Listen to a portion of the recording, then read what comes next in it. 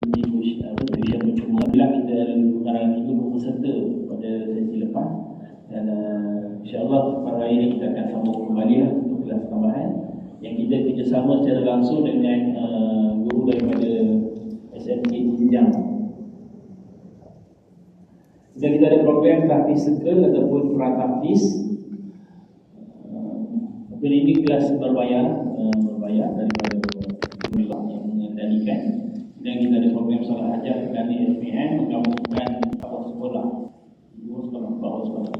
bicara dan program bicara hadisah. AJK kewajikan muslimat yang alhamdulillah lah, sebab dia orang datang ramai. Antara yang pengarah masjid yang dimarahkan program-program di masjid. Yang tertariknya perkara nombor 2. Itu saya dah tukar nama. Saya mula sekian tengok senaman wanita tu. Jadi dia marah kalau saya ustaz tak boleh. Pembimbing marah ustaz dia. Tak boleh, itu memang nama dia. Jadi saya buat apa lah. Dia kata tukarlah senaman nama tu kan. Tapi rupanya memang ya pun, memang orang kedua dia masuk. Jadi sampai dah duduk dia masuk. Tapi untuk wanita saja setiap hari Rabu dia ada Rabu.